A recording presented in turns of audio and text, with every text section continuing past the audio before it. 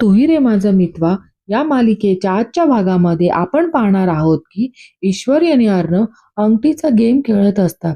तेव्हा फर्स्ट राऊंडला ईश्वरीला अंगठी भेटते. तेव्हा अंजली म्हणते की पहिला राऊंड ईश्वरी जिंकली.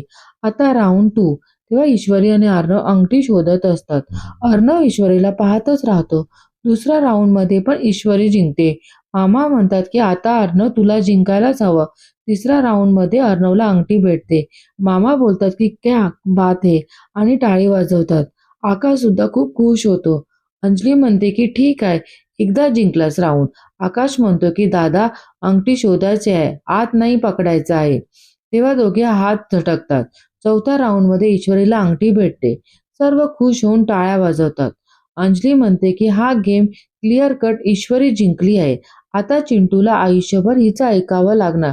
अर्णव म्हणतो की आता हिच्या मनासारखं होईल. तेव्हा सगळे आश्चर्याने पाहतात. तेव्हा अर्णव म्हणतो की हिचं मनासारखं होईल, हाच तर गेम होता ना. अंजली म्हणते की चला आता चिंटू हे पाणी ईश्वरीच्या डोक्यावर टाकायचं. तेव्हा अर्णव म्हणतो की व्हॉट. अंजली म्हणते की हो, प्रथा आहे तशी. हे पाणी तू तुझ्या बायकोच्या डोक्यावर टाकायचं. ईश्वरी मनात म्हणते की आता हे सगळं पाणी माझ्या डोक्यावर टाकणार की काय, याला तर मोकाच मिळाला मला त्रास देण्याचा. अर्णव तिच्या अंगावरती पाणी न टाकता फक्त पाणी शिंपडतो आणि म्हणतो की झाली प्रथा. सगळ्यांना नवलच वाटतं. आकाश नम्रताला म्हणतो की वा, आतापासूनच दादा आपल्या बायकोचं ऐकायला लागलाय. आजी आणि वल्लरी जरा नाखुश असतात. मामा म्हणतात की याला म्हणतात बायकोवरचं प्रेम. काय वल्लरी. तेव्हा वल्लरी इशाऱ्यानेच गप्प बसायला सांगते. वल्लरी मनात म्हणते की घरात तर आली आहे, पण गाठ आता माझ्याशी आहे.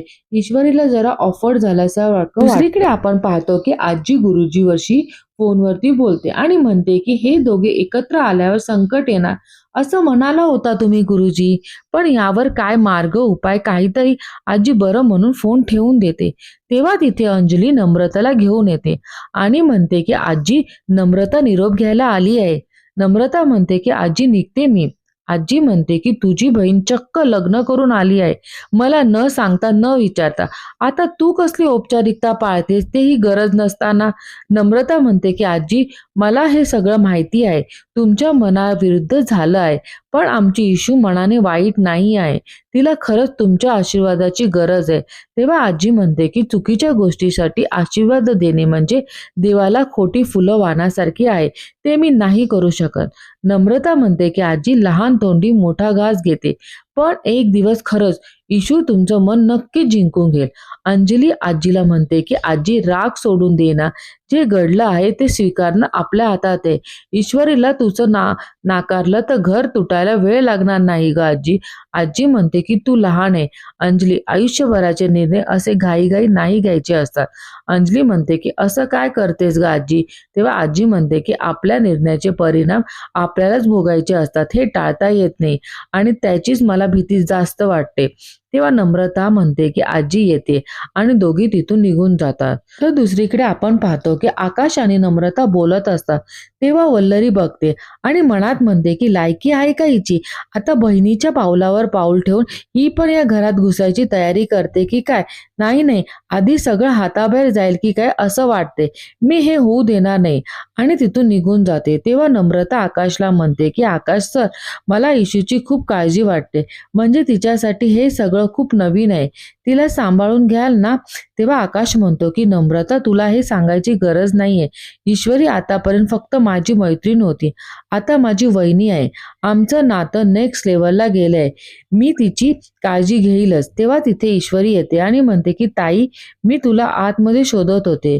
नम्रता म्हणते की हो बरं चल, मी निघते. तेव्हा ईश्वरी म्हणते की ताई, बाबांची काळजी घे, आईला सांग माझी काळजी करू नको. तेव्हा नम्रता म्हणते की निघते आता. तेव्हा ईश्वरी म्हणते की मी पण येऊ तुझ्यासोबत. तेव्हा नम्रता म्हणते की वेडी आहेस का, आणि दोघी गळे भेटतात. अर्णवही तिथे येतो. तेव्हा नम्रता अर्णवला म्हणते की जिजू, माझ्या बहिणीची काळजी घ्या हा. अर्णव म्हणतो की डोंट वरी. आकाश काहीतरी कारण सांगून नम्रताला सोडायला जातो. तर इथे दुसरीकडे आपण पाहतो की रमेश फोनवरती बोलत असतो आणि म्हणतो की ऐका ना, फक्त 2 दिवस द्या मला. अरे काहीतरी काय दादा, तुमच्यापासून कुठे पळून जाणार आहे मी? माझी साध्या किती वाजते आहे तुम्हाला माहिती आहे ना?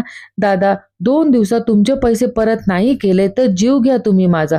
खरंच फक्त 2 दिवस द्या हो. 2 दिवसात व्याजासकट सगळे पैसे परत करतो मी.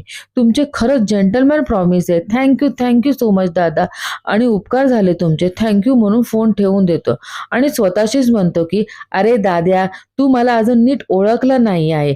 2 दिवसात असा गायब होईल, 7 जन्मात सापडणार नाही. पण प्रॉब्लेम मी इतक्या दिवस केलेल्या मेहनतीचे. अर्णव राज्य शिकरे अचानक उपटलास आणि मी केलेली सगळी मेहनत वाया घालवली. पण मी आता पुन्हा नव्याने सुरुवात करणार नाही.